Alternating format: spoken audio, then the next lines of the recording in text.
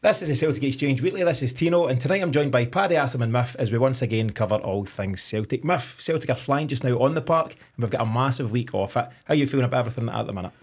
Hello Tino, hello Paddy, hello Asim, hello listeners and viewers. I'm feeling now is the time for action.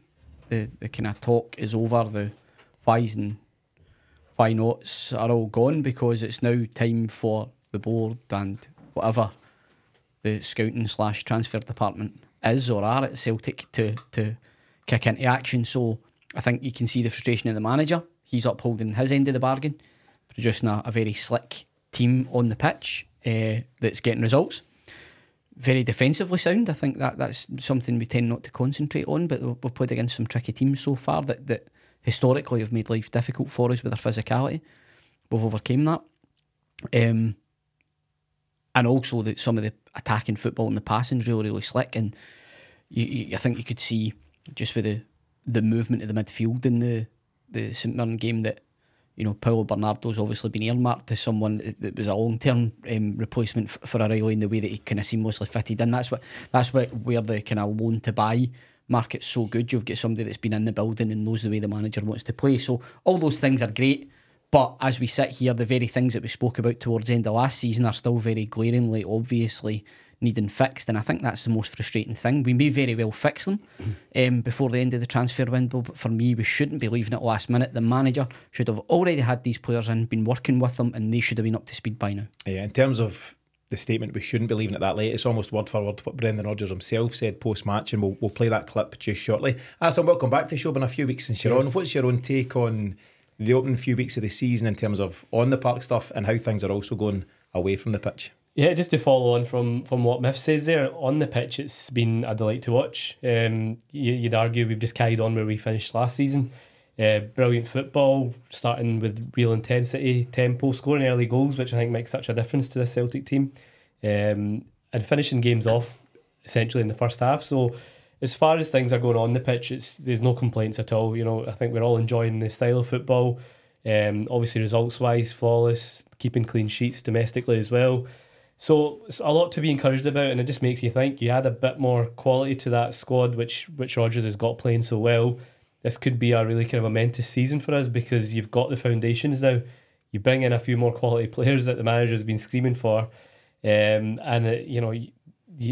beg to think what we could do this season. So similar to Mif, just a bit frustrated that it's taken this long, but at the same time you wake up this morning and you're linked with 3-4 players. So it's going to be an exciting weekend. To be honest, I think just judging from the mood of yesterday's press conference, I know we'll kind of touch on that afterwards, but I've got a feeling that come Friday we'll all be pretty happy. I hope so, and I think, as you say, all of a sudden, Paddy, we're drowning in rumours. We were scraping about for, 8 weeks or so, and now you can't move for being linked to another player. You and I done a transfer special on Friday. We ended up speaking a wee bit more actually on the potential exits. At the time. We knew O'Reilly was going, and he has now gone, and we'll cover Matt later on. There was also talk of Kyogo to City, Rio Hatate to Leicester, even Carter Vickers to Turkey. Lots going on, but now there seems to be, in a very positive sense, a lot more talk about incomings. What's your gut feeling on what lies ahead in this week? My gut feeling is that we'll maybe get 50% of what we need. I've got a feeling that I know. I do think we've left it too late. I do think we've left it too late in the market. I'm happy to be proven wrong, of course. Mif came in here with a spring and he stepped in. No, listen. But obviously follow the big Asim on Twitter. He's been very positive all week. So absolutely. Sitting here going, right, so finally it's under control, lads, and then the big man's just both. But we have backed ourselves into this particular corner. Of course we have, and you know, reading about the Engels deal, after hearing about all the personal terms are agreed, and then there's 6 million. Take it or leave it. We'll take 9. What about 6.5? What about 6? My God. Hello, is that Augsburg? Is Celtic? We hear you want 8. Well, I'm giving you 6. How does 6 look? It nearly looks like an 8. No, I just think that it's same old. Are we going to really take a risk and go into long negotiations? Because I believe me, if there's other teams that are interested in this lad, they'll just say no, like that's it, end it now. It's disrespectful. I understand we're a business. I understand that we're looking to maximise profit, but my God, we've done all right the last few seasons. Celtic, just give them the money. We've got it there, and I feel that it could be a week of that. I do think that there is players that, you know, have probably became available in this final week. I do think that that is a big thing for Celtic, and we are waiting to see, right, what can we snap up in this final week. But we need to take ourselves a bit more seriously, and we need to respect the markets that we're shopping in as well. I just think we're way behind. We're acting as if we're still in the 90s, guys. Yeah, and I think on that, because of the foundation that the club's been built on financially, in part due to the excellent work from Peter Lawwell being at the helm of that for so many years, you can't afford. Calm down. You can't afford to have a year where you gamble, because what that means is it's not going to be a return to the late 90s, early 2000s spending that we did, where we ended up, you know, successively investing really heavily in the team and putting really experienced players on long-term contracts. That was in an effort to keep up with Rangers' financial doldrum of that period. Now, you could gamble, roll the dice, bring in 3 or 4 players on higher salaries at bigger wages, but take corrective action the next year because you've got the underlying financial strength to do that. That it's almost like a fear. You know, we're kind of doing what we've always done.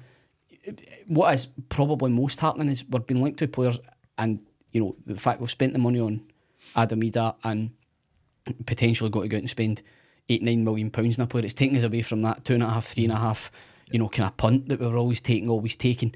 But we have the financial ability and flexibility and agility to have a year where we do put the cart before the horse and go, right, let's try and really bolster the squad, regardless of knowing whether or not we've qualified for the Champions League. And just get the squad right first and then let the results take care of themselves, rather than wait and see what others are doing, waiting to see what the market's like, waiting to see who we can sell, and then reinvesting in the squad. Especially for me in a season where, look, as fans, I think we can all identify the football at the start of this season's been excellent.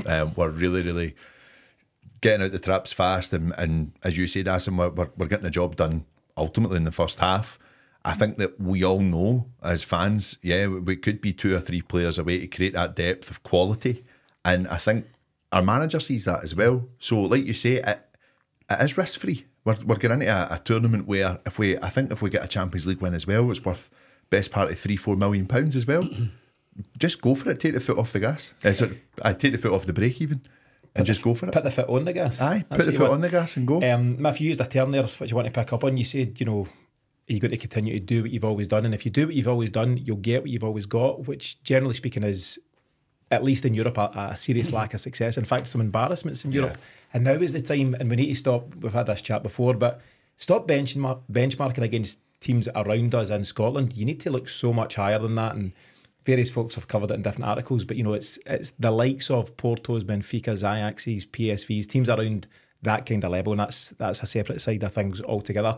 You'll have heard 3, maybe 4 really poor Peter Lawwell impressions there recently. And for anyone who's not sure what that's about, I want to touch on that briefly. On his way into the Smisa Stadium, St Mirren's ground yesterday, Peter Lawwell, I don't know if accosted was the word to use, but he was certainly, it's challenged the term.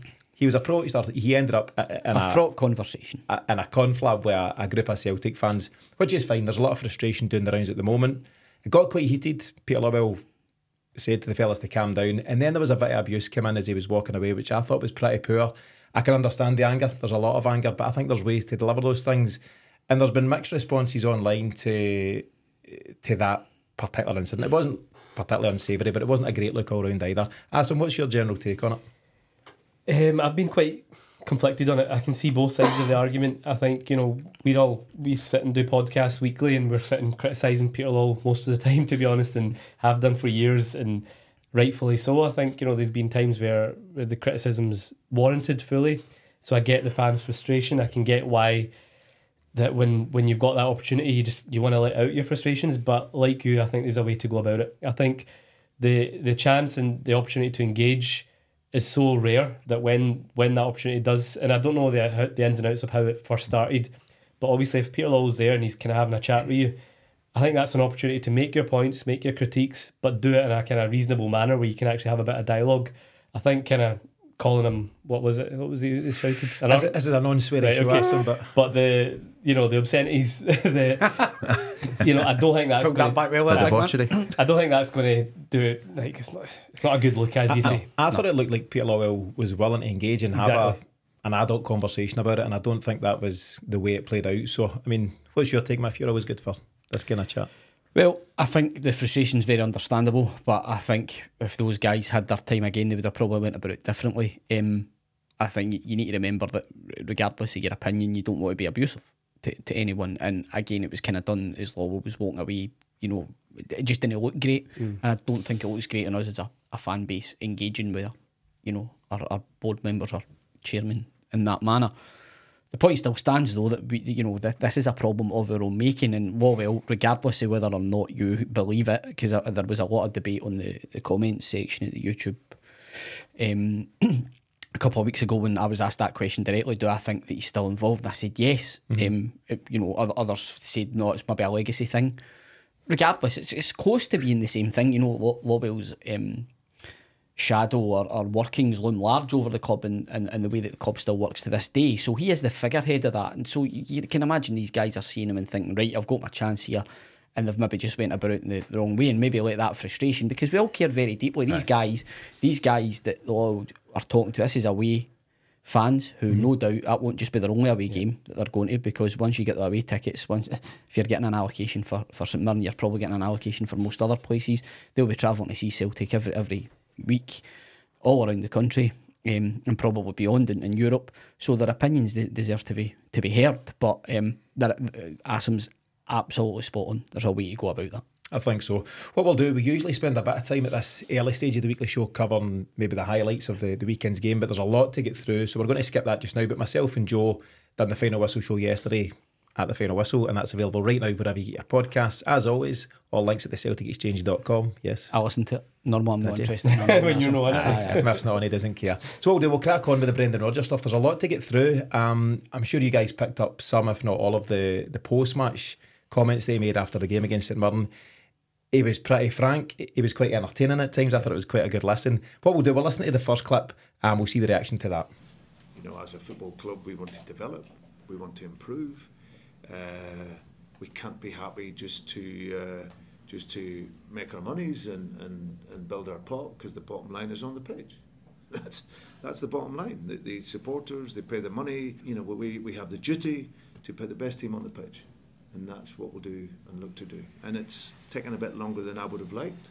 But like I say, if we can do it by Friday, strengthen the squad, we'll be in a really, really good place. Team's in a good place, mentally, tactically, how they're playing, but we want to strengthen and have that depth. What do you think, Paddy? He's talking obviously about the priorities of the football club in terms of spending that money, and he's just repeating what a lot of fans have been saying across the summer. Yeah, and I think that's where obviously we see the emotion of that incident yesterday with Law. We see what it means to a lot of people.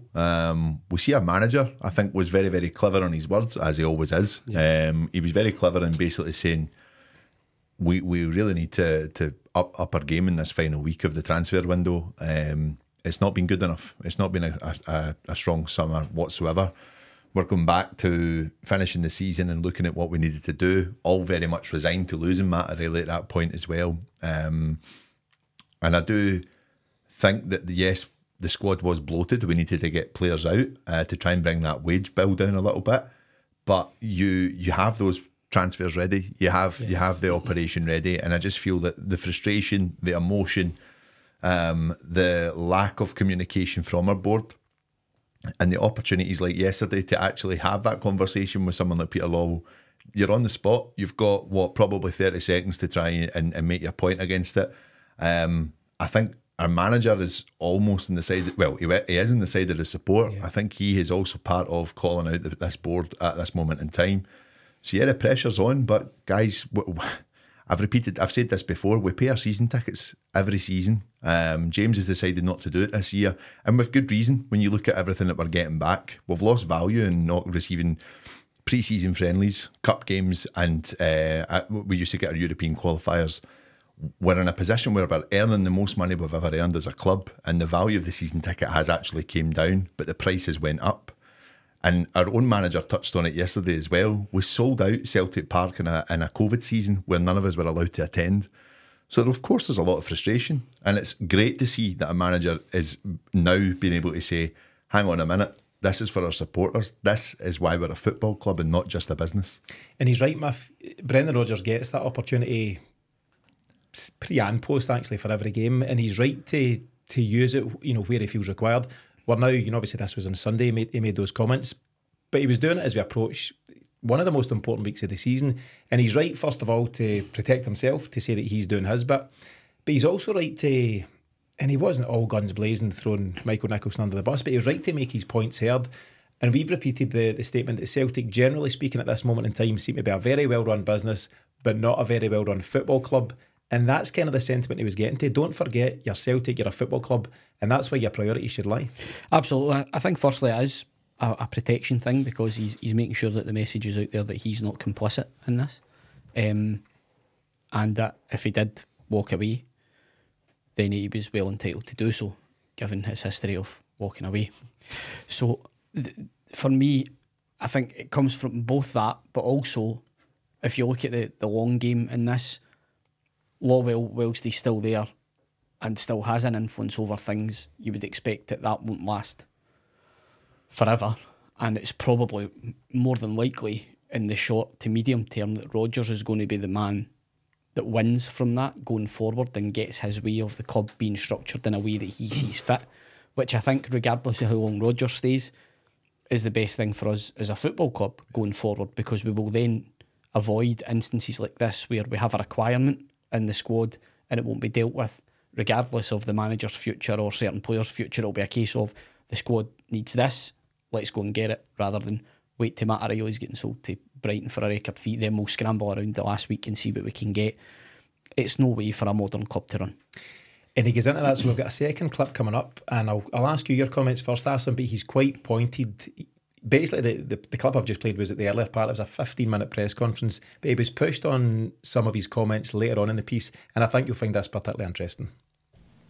Well, we hope so. It's taken a lot longer than I would have liked as the football manager. That's my brutal, honest answer on it.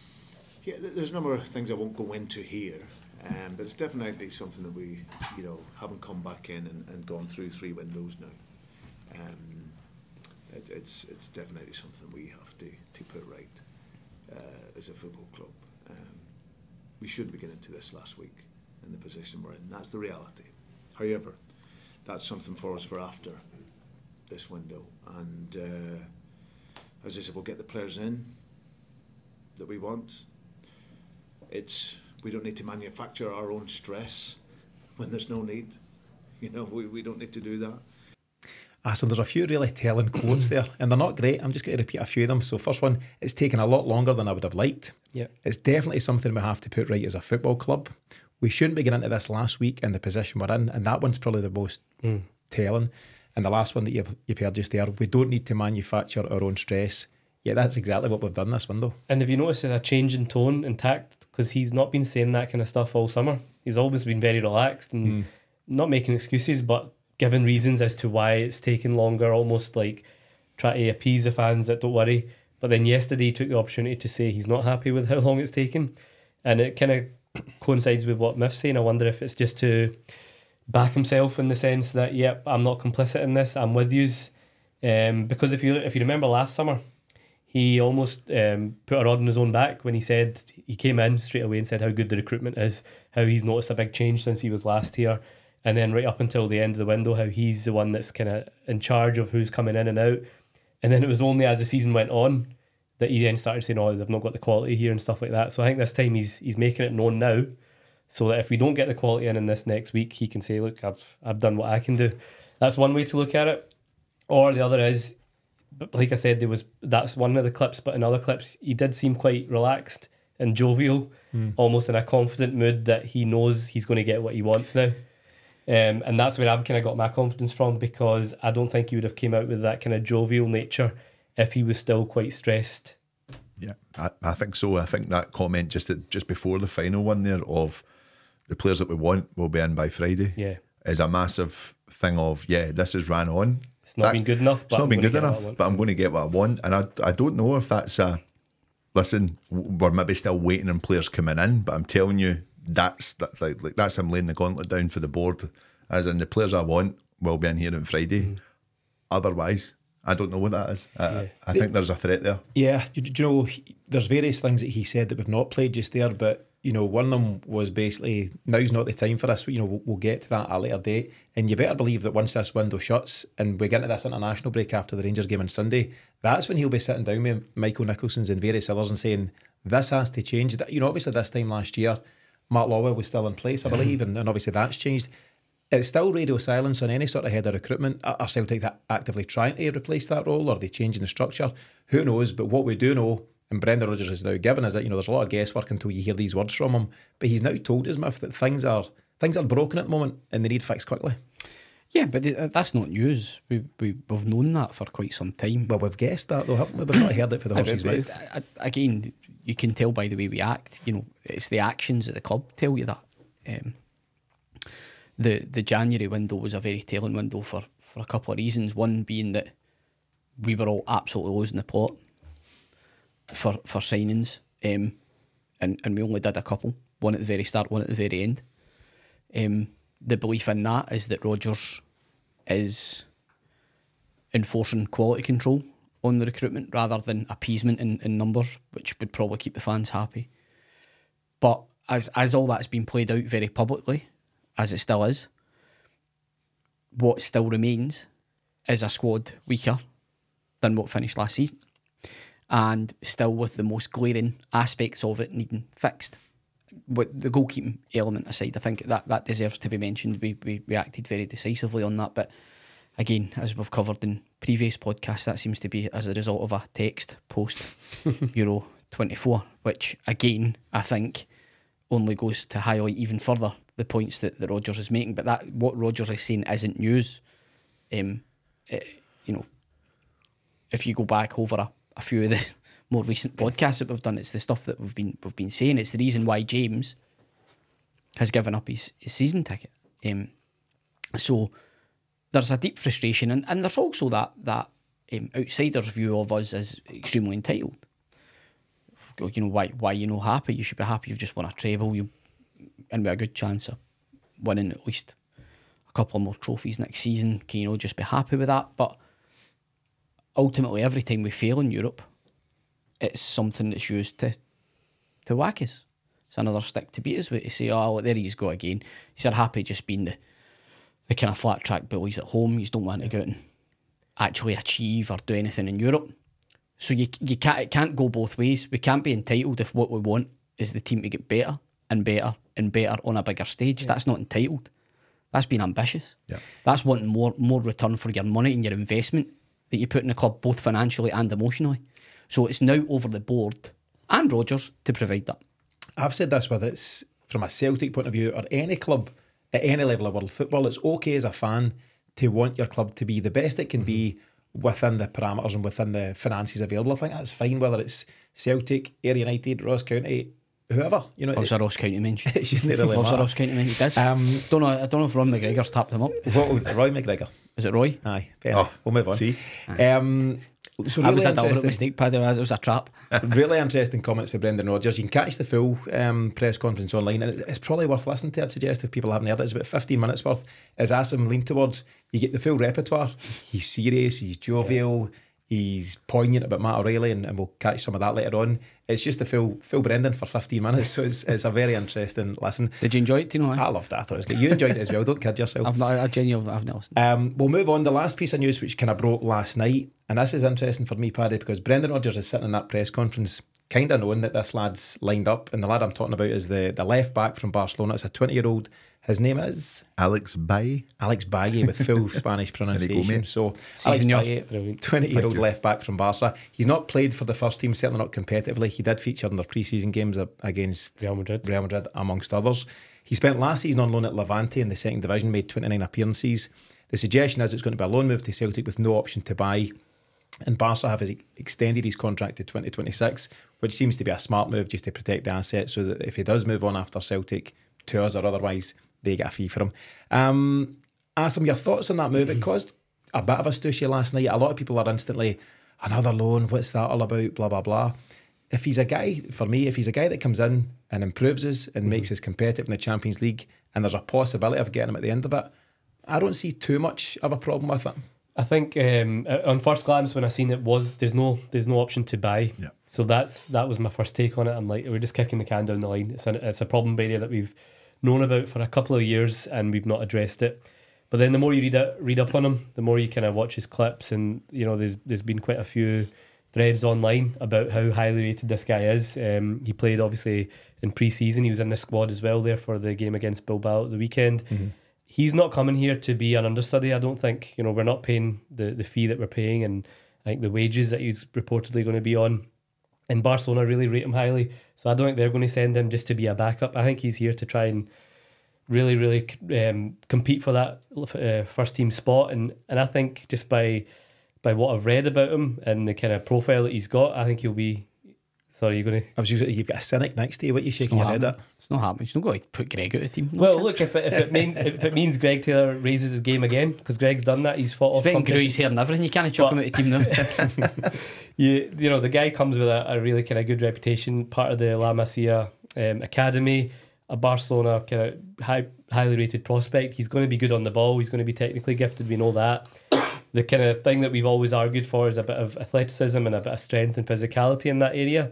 He's 5'10", so slightly taller, not massive, but by all accounts, I think he's one to be excited about. And like you, if he comes in for a season and makes us better and gives us competition in that area, then I don't think it's a bad idea at all.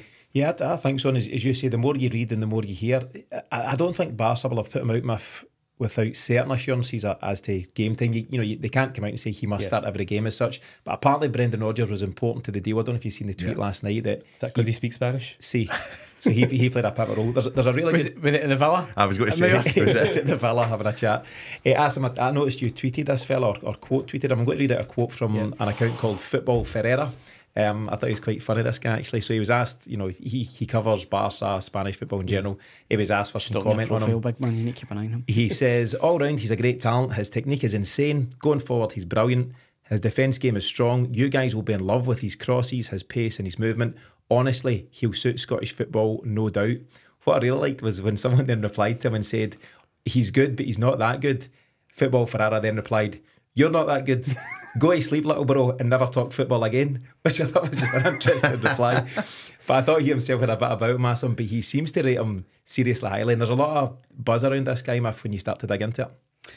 Yeah, listen, I don't necessarily... We discussed this, I think, a couple of weeks back around loan signings, yes or no. I think it has to be taken on an individual basis. What's the position? If this buys us more time to do what we've done, like with the goalkeeper situation, right? We get somebody in on loan to support Taylor. Taylor maybe decides at the end of this, right, that's me, I've done, I want to go abroad, maybe try something, go down to England. He can do that. Bayer goes back to Barcelona. But in the meantime, we've identified two other targets that we're going to bring in at left back, then fine. But we just need to bring more quality and depth into the squad. And if this is the best means to do it for this season when we're competing in the Champions League, then let's do it. I'm absolutely fine with that. And Frankie Boyle will be happy as well.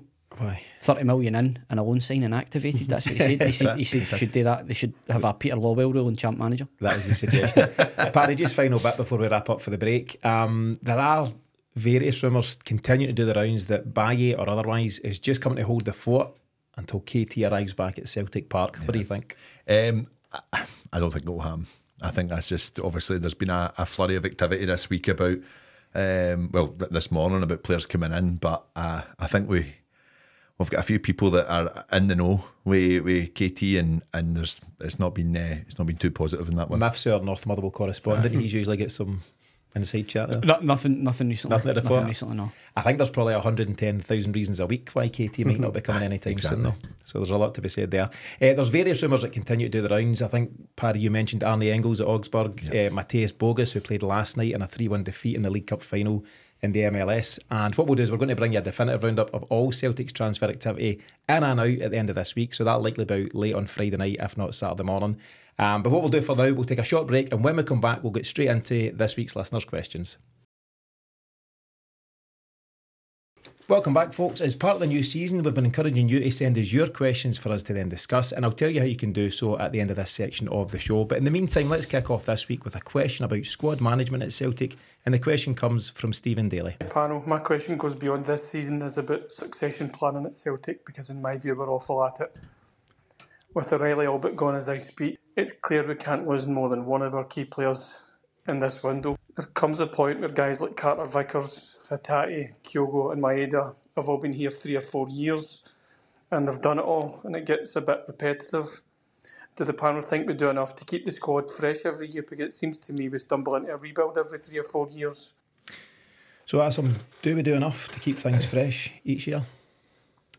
No, I don't think we do. I think that just goes back to, like you said, the lack of recruitment strategy and planning. I think a rebuild, essentially 3 or 4 years, is kind of the norm though for most clubs. That's kind of the general consensus. Like, you look at the last one was probably Ange's first season, you know, and the amount of players. But if you actually look at that squad now, I think there was a picture doing the rounds the other day of who's left from that squad, and it's, you know, it's pretty grim. But then you freshen it up, and I think that's where you have to get the recruitment right. Obviously, last summer was just a shambles in terms of, you could argue we brought in loads of players, but look how many of them have turned out unsuccessful. It's about getting the right players, and it speaks to what we spoke about earlier on. You've got, Rodgers mentioned it a couple of weeks ago, about if you've got 18 million, spend that on 3 players, you know, at 6 million each, rather than the scattergun approach that we did last summer, and just hope for the best. So I think if you do it cleverly, you can, you know, but it's definitely something that we don't do. You're hoping this summer might be different. The guy that we would like with Engels, for example, that's something that he fits the right profile. 20 million, 20 years old, played a lot of games in a good league in the Bundesliga, and someone that will have sell-on value as well, which obviously the club are big on. So I think that's the kind of right profile of players that we should now be going for, which will make it easier when, for example, Hatate might move on next summer, if we're just, you know, talking about that kind of succession planning.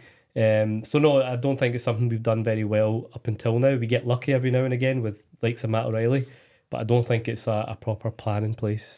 And I think in general most folks agree that the £2, £3, £4 million outlay that we've historically done for you know, semi-recent times should now be a 6, 7, 8 million outlay. Paddy, I'll give you what I think is a good example of succession planning, and you and I spoke about it recently. It's Alistair Johnson when he came in for Juranovic. I think at one point briefly we had both in the room, knowing that Juranovic was leaving.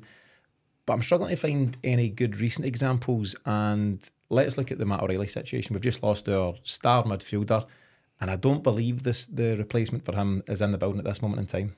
No, I would agree with that. I think the one thing that I would give them credit for was last season. You think about the players that we got on longer extended contracts in terms of just maximising the value, because it's very rare that we keep some key players for 3 or 4 seasons. I know where you're coming from, and that's normally the cycle.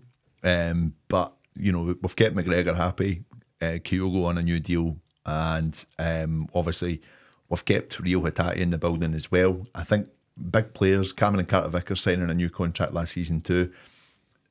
That's been a bit progressive from Celtic. I would give them credit for that. The thing is that, like you mentioned, get that plan in place, that if we are going to lose these guys, they want to move on. The familiarity is winning, and winning in the league that we're playing in. And again, no disrespect to the setup at all. But what we have here on the flip side is a real chance for these guys who have played with each other for quite a long time to get a bit of fresh blood in, create a bit of competition, and really, really go and you know, have a different approach in Europe altogether. I think that there is that element of those players that will be saying, right, I'm going to be here for another season. I don't think, touch wood, I don't think we're going to lose anyone in the remainder of this window that's a key player. And I think a lot of them will be relishing this opportunity if we do go and bring in the likes of Engels. And I do think they will be saying, right, one more season at this, give the club the respect. It's a different story from keeping players like Edward and Aya. It's a totally different story at Celtic now. So that's the little bit I would give credit to them for. I think credit was due, because Edward and I are clearly just, and they're entitled to do this, but they just wanted to come here for a spell and then bounce on, and that's fine. Guys like Rio Hatate, Carter Vickers, Daiz Maeda, Kyogo, and a couple of others, definitely Callum McGregor, they've shown their commitment to the club, and likewise it's been rewarded. I'm sure they're on good financial packages, Mif, so that bit of business deserves real credit and real praise to the club for doing so. But I suppose this all goes back to the general topic of recruitment and scouting and how that's all playing out or not at this moment in time. What could and should the club be doing better with regard to succession planning? Well, I think with Stephen's point, the wee thing I would kind of push back on is something both Paddy and Asim touched on, is if you've got the spine of the team on longer term contracts, when they've proven firstly that they can come here and understand what playing for Celtic's about. And I say that, I'm not saying that in some mystical, romantical way. What I mean about that is you're expected to win every game. You're expected to win every game. It's very important you beat Rangers, and you need to play at a real, real high level and try and progress in Europe. I think there were, green shoots of that under Ange. It kind of derailed things that Ange left before everybody expected him to. I think as a reflex to that, the idea was to reward the players who really got us out the mire and put us in a really strong position and create a strong spine in the squad. So that's Vickers, Hatate, McGregor obviously, Kyogo, Maeda. Those were the guys, the workhorses that went right through those seasons. So I think that's quite right to do that. And then if they do want to move on, we will be remunerated sufficiently for that, rather than them running down their contract and moving away. So I think that's good, an idea of good squad management. What's an idea of poor squad management is needing a double-decker bus to take the players to and from Celtic Park to Lennoxtown and vice versa, because the squad is just that massive. I mean, James McCarthy was just sitting in the house, I think, for a year, getting paid a ridiculously big wage. We have to be able to manage those situations like that better, and having multiple players for one position, it's just, whilst we only have one player for another, is madness. That's the element of squad management I just think really, really needs refined. Having too many players for one position and not enough for another, that to me is absolutely criminal. And when you think of those excess wages for players that aren't even getting anywhere near a match day squad, all sitting collectively in the stand, what that could buy you in terms of quality, if you refine that down into 2 or 3 players, Rodgers is absolutely right. So for me, less about that succession planning, more about how we actually manage the numbers in the squad and cover positionally and focus on quality. But it all comes back to the same point. We are not very well professional running that department, and we're seeing the results of that. An overlap of 2 managers who have kind of been left to their own devices and running with it, along with guys that they didn't really want to work with in the first place. You're looking at a fairly bloated midfield already in terms of centre mids last season and coming into the beginning of this season. And I do think that the injuries that we got with Lagerbielke coming in, Nawrocki coming in, and then Liam Scales having to come in, and obviously with Cameron and Carter Vickers out injured, bloated our centre half position as well. The amount of players that are there at that point too. I do think that we had to bring in as many as we could under Ange at the very beginning. Yeah. But again, it just comes down to, and listen, it is unlucky, the centre half situation last season. I would definitely say that.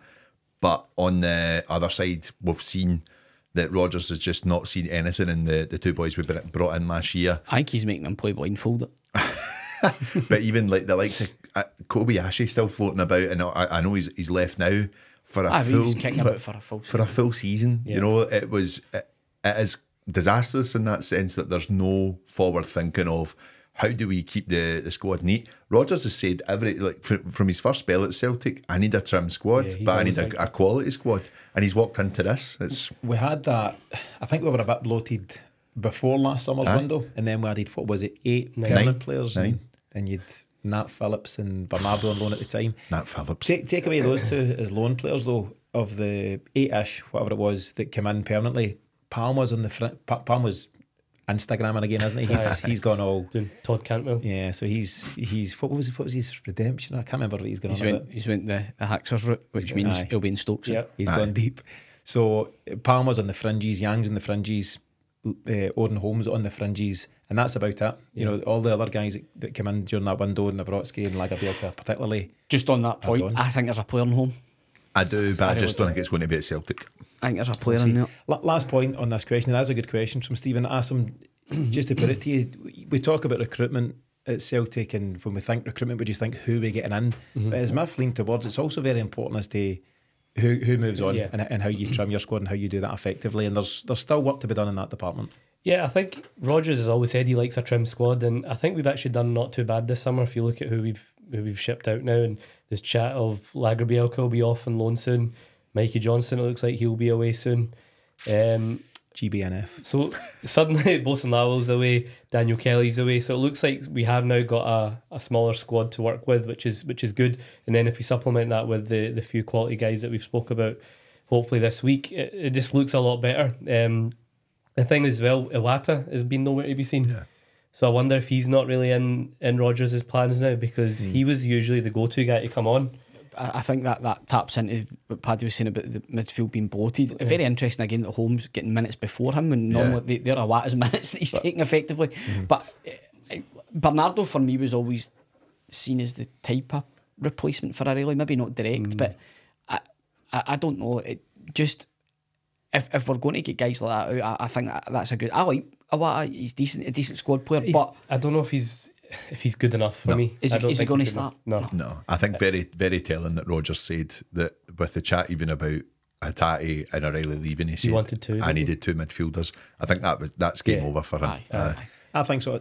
I'm with you, Mif. I quite liked him. I thought he showed something about him. We were asking the question this time last year, would or should Brendan Rodgers use him and Callum McGregor in a double pivot, to use the term? You know, we go It's back. we go 4-3-3, Callum McGregor sits, and there's two more attack-minded midfielders. I don't know if you've seen Derek Gray's kind of analysis of Engels. No. He's said he's predominantly plays in defensive mid, and that's where he sees him being, like not defensive mid, but a deeper lying player. Okay. Box to box. And Derek Gray, I quite like Derek Gray, and he's not one to kind of exaggerate things, but apparently he said that he thinks he could run a mock in Scotland and be really, really good. To me, I've watched a bit of the Augsburg game on Saturday, and he was playing more as the number 10.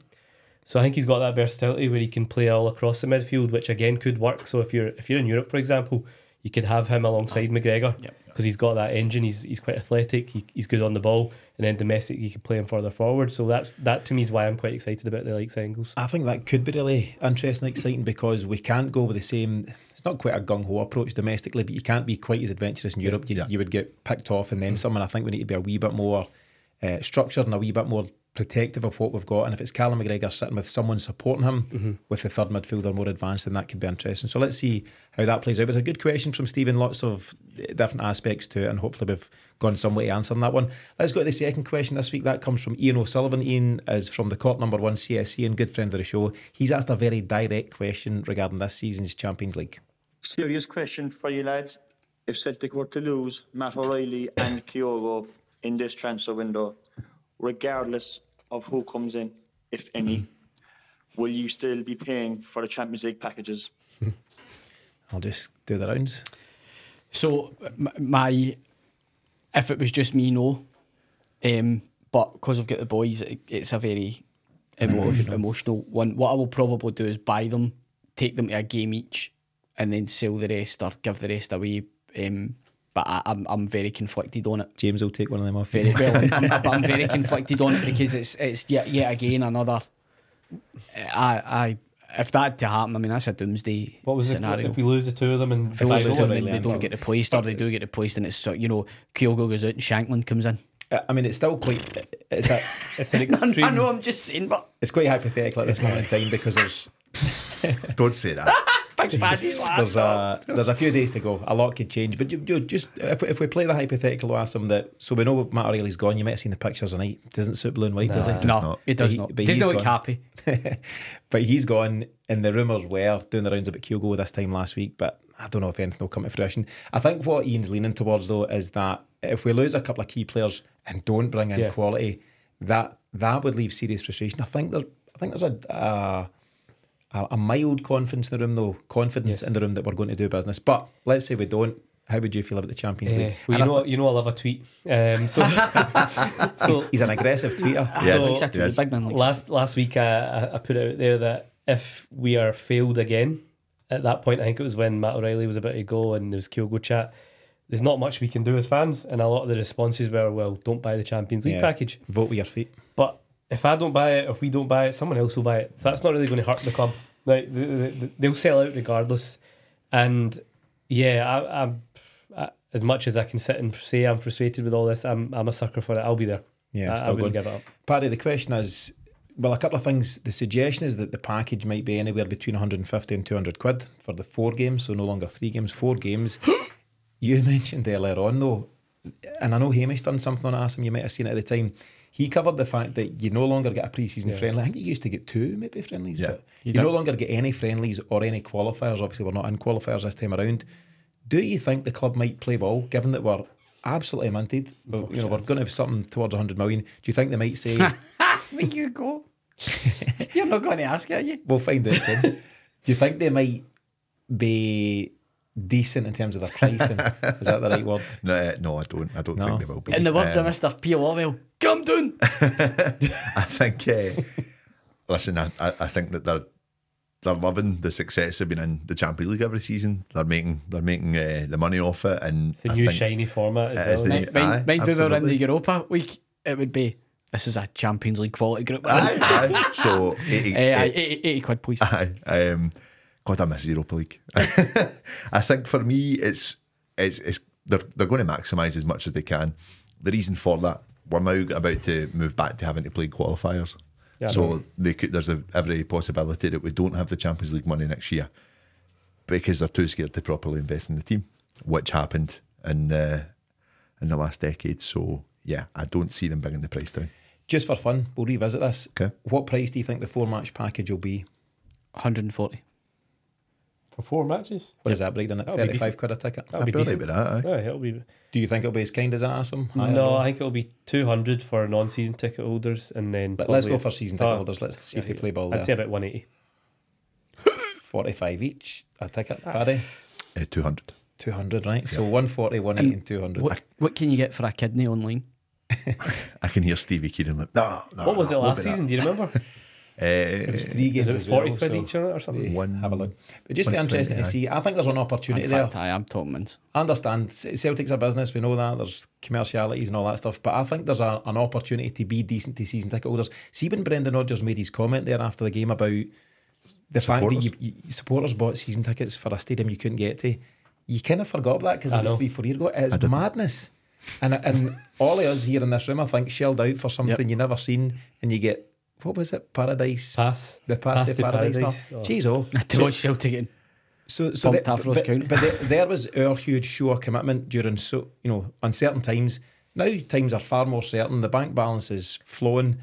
I think there's a real opportunity for Celtic to be decent. I really do, and we'll need to see what comes of it. Let's hope they're listening. Last question, Mif, I'll just come to you for your final take on it. Ian's question is pretty hypothetical, but you can understand the frustration that he and others are feeling at this moment in time. It could change by Friday. We could have a brilliant final week, but you can understand where Ian's coming from. Well, we've left ourselves open to that. That you could lose another high-profile player and not have time to replace them. That you're in that territory now, where if a bid was accepted for Kilgore, the right money was there. You can just imagine. I think there'll be a big Pedro, with big Pedro getting a £18 million bid in for a 30-year-old. He would just be like, oh, take. So in that scenario, do we have a plan B based on how we're currently operating? Odds and Edward. I wouldn't believe. Well, Eddie could come back, but would we have a plan B? I wouldn't back us to have a plan B ready. It would then be, Yellow Pages on the phone. Lads, have you got a striker? We still got his No. So it's just, the way we're operating, we're leaving ourselves wide open to these things. And I think he's quite right. What's the cut-off point? How much are you going to take? Yeah, it's a good question. But I hope Ian and others, ourselves very much included, have got some good news, to bank on over the next few days, and we can all just calm down a wee bit. The Champions League draw, just a reminder, it takes place this Thursday. I think it's around about 5 o'clock in Monaco. I read some stuff today. Nobody will care about this, but they're using AI to do the draw, and it will take 35 minutes, whereas otherwise it would take hours. So hopefully it's quite swift. What we'll do is we'll be looking to bring you a Champions League draw special some point later on Thursday night. Mif, keep Thursday free around about 6 o'clock. You and I might be talking. Yep. But a big thanks to Stephen and to Ian for their questions this week. If you want us to cover your questions on next week's show, then it couldn't be easier. Just visit our website at thecelticexchange.com. You'll see a button that says leave voicemail on the bottom right corner of any page in the site. Click that, record your question, don't swear, and we could be featuring you in the show this time next week. Okay, let's take another short break. When we come back, we'll see if the guys can name this week's mystery goal scorer, and we'll also say goodbye to a modern day Celtic superstar. Welcome back, folks. We'll begin the last section of this week's show with our new Name the Goal Scorer feature. The rules, for anyone who doesn't yet know, we'll play a clip from a notable Celtic goal, but the goal scorer's name will be beeped out from the commentary. All you need to do is name the goal scorer. Asim, have you been playing along with this one at home? I have. The one I caught was one of my favourite kind of recent derby goals. Jota at home to Rangers.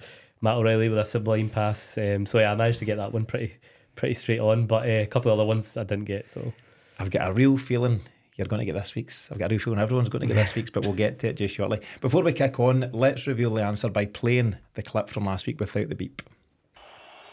Berisha, that's a terrible pass. Edward, can it get even better for Celtic? Here's Olivier Ncham to win the game. Amazing. Olivier Ncham, head over heels in the Olympico. That is a... Rome conquered. Great line. That's possibly a top 3 for me, that goal, and made even more special by the fact had just got in for training, right? Had just got in for training.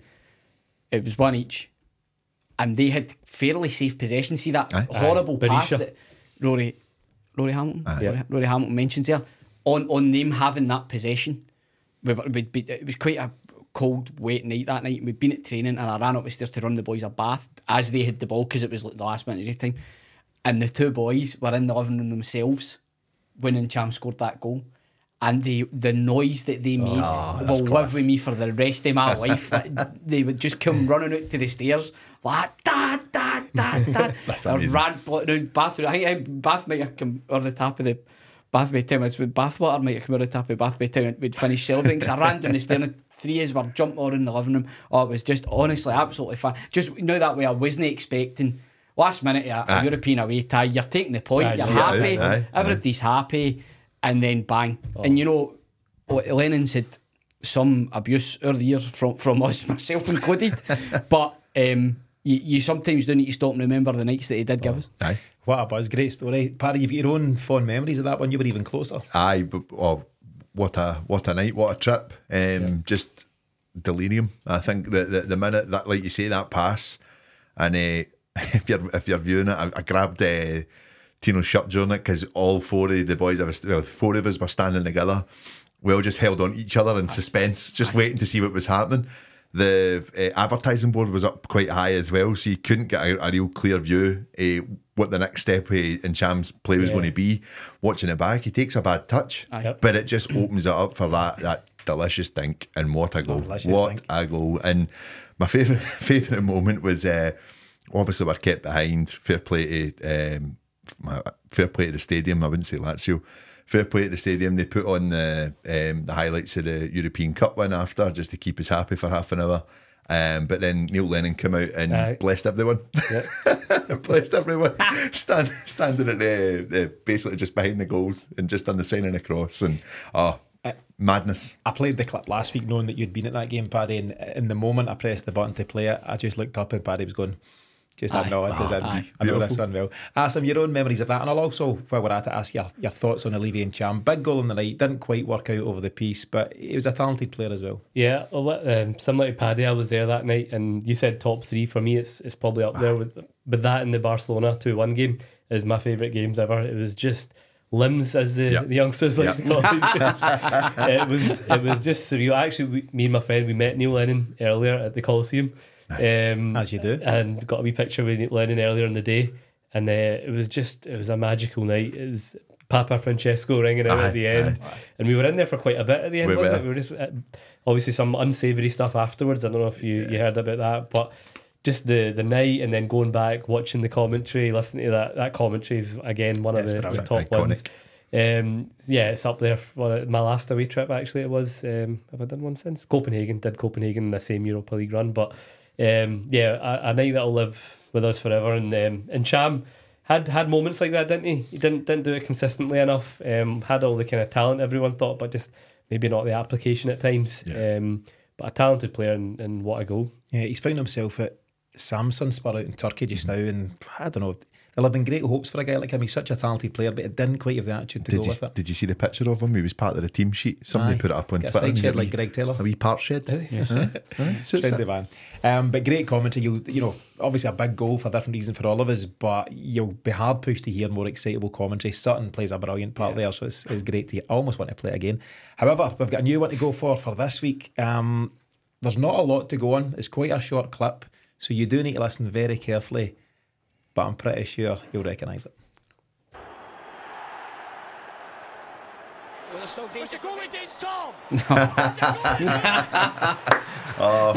Amazing. So not a lot of info. Not many guys mentioned. It's topical. It's obviously from a Rangers game, and we're playing Rangers at the weekend. Asim, do you have the answer to that one? Yeah, is it on the stroke of half time? Scott Brown with the long ball up, and then One of my favourite bits about that goal, and I know we'll discuss it next week as well, but it's the celebration of the tackle on Brown. Yes. Do you want to just play the clip again just for fun? Can do us, innit? That bit there, brilliant. Superb. This could be a new feature. The best commentary as well. Seeing our reactions to classic commentary. Me and the boys went through a phase just quoting Tom. For Rangers TV. An extra set of a shot being one of my favourites. What a term. Yeah, so classic Tom there. So as always, we'll beat this one out several times. Cheers, guys. And we'll reveal the answer in next week's show. We'll also share the clip on socials for anyone who wants to have a go there. If the time has come to discuss Matt O'Reilly, modern day Celtic superstar as mentioned. He's now made the move. It's confirmed that he's gone to Brighton, who at the moment are joint top of the EPL. I think they've got 2 wins from 2. The deal is worth 26 million up front to Celtic, could rise to £30 million. He was signed by Ange in January 2022 for £1.5 million from MK Dons. He's been so patient about his whole career progression. You know, the fact that he took a gamble on himself, going from Fulham MK Dons, then decided when there was, I think, plenty of offers to stay down south, he thought, no, I'm going to go up there, see what I can do in Scotland, get some European experience, and now he'll be getting big bucks for that. Aye. Just in terms of his stats, 124 appearances for Celtic, 27 goals, 35 assists. His numbers last season were particularly strong. I think it was 19 goals and 13 assists, something like that. I think it's worth pointing out, just when you mention those stats there, particularly last season, Tino, that Rodgers has probably had more of an impact in O'Reilly's development than Ange had. If anything, he was falling out of favour under Ange towards the end. Yeah. And if in doubt, Brendan reminded us the pivotal role he played. I knew they would. He was asked directly though, and he said that when he came in, the numbers weren't quite there for Matt, and now they're there. But think bad to it as well.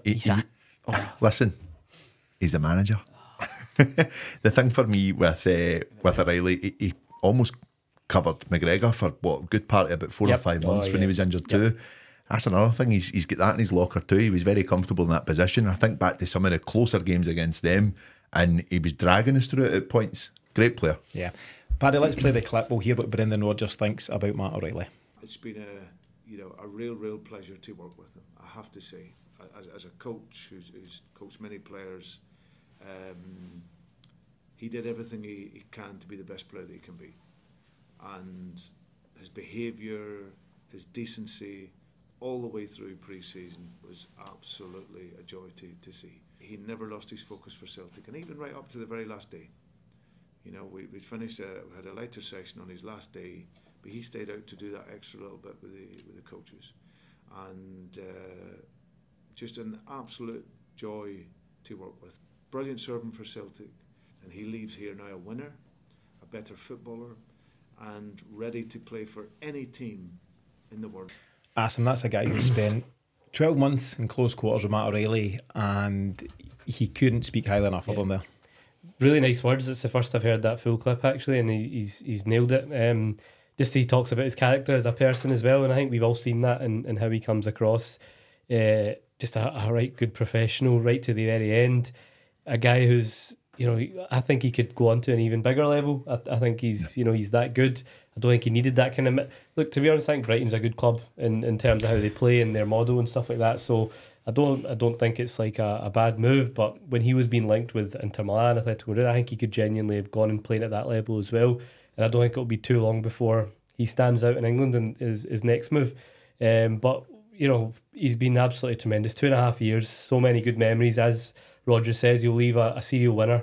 And as you mentioned, he played for quite a big part in that second season in a more withdrawn role, which was obviously probably without out of his comfort zone.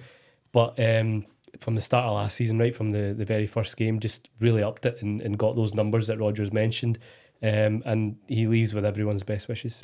Mif, Twitter tells me you were sitting on Saturday night, couple of halves, getting emotional watching Matt O'Reilly videos. Is this true? Yeah, it's a tough watch.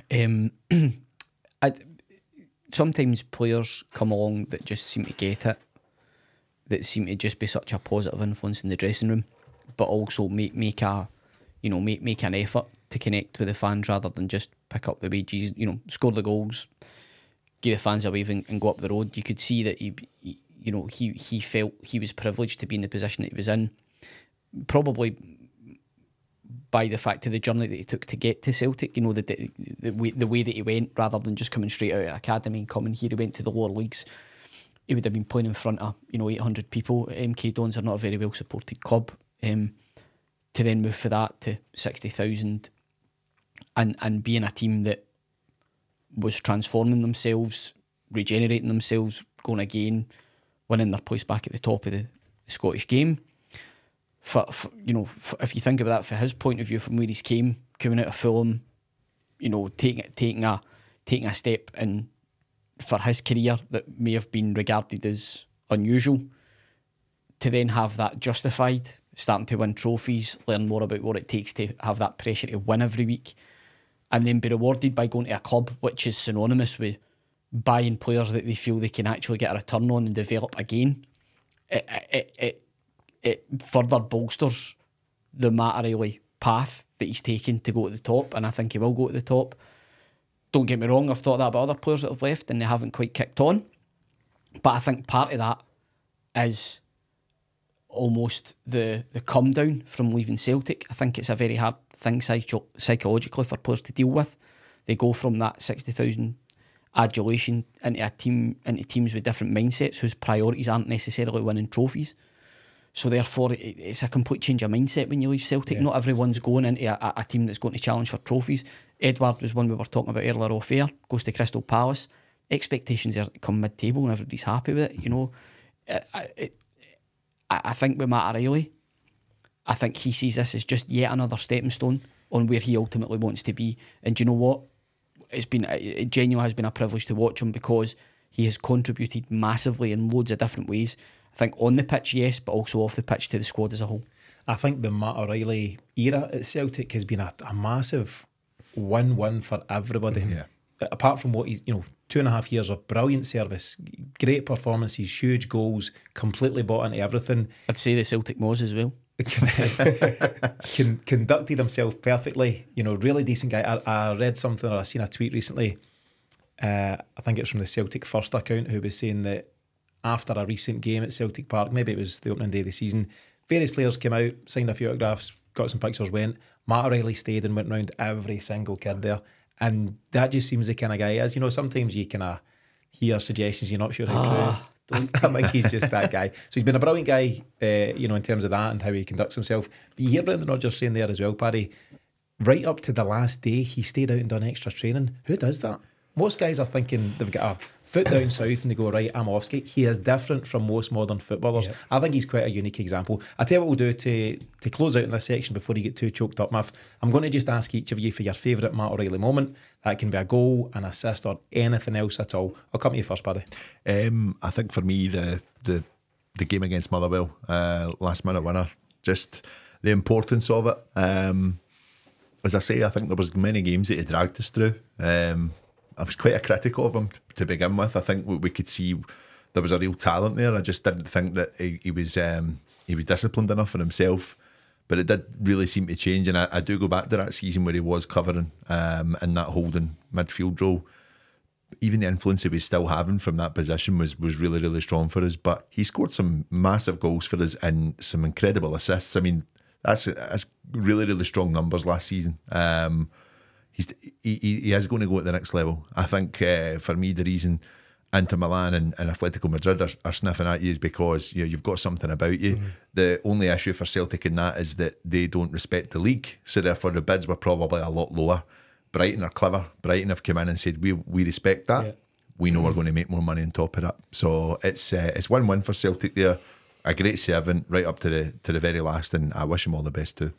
So the goal against Motherwell, the late winner, was it 96 minutes or something? They scored in injury time and we scored in injury time. So switched on, just still believed they could win. A right-footed volley, no less, wasn't it? Right at the back post. And I used to say he's got no right foot. I know. Big moment. It was a huge moment in the context of last season. Asim, what about yourself? Favourite moment? There's been so many. I'll go with the assist against Atletico Madrid. Such a brilliant goal, and on that stage, I think that's where everyone could really see this guy's top quality. It wasn't the first time in that campaign. I think the Lazio goal as well. Him and Kyogo just linked up so brilliantly. But that was just one example. I think one of his main his weight of passing for me is up there with any kind of midfielder I've seen in a long time. He's just so good with that. And as you've kind of all said, I think the thing that stands out about Matt O'Reilly is his attitude, and I think that's why he won't just be another Edward or these other kind of players that we've always thought really good players and we maybe expected them to go on but just haven't done it. I think where Matt O'Reilly stands out is he's just got an attitude which I think will see him right to the very top. But yeah, that Atletico Madrid kind of assist summed him up for me. Yeah, big player, big moments. Matt, your own highlight from Matt O'Reilly? I'd say probably the winter break photos from Dubai.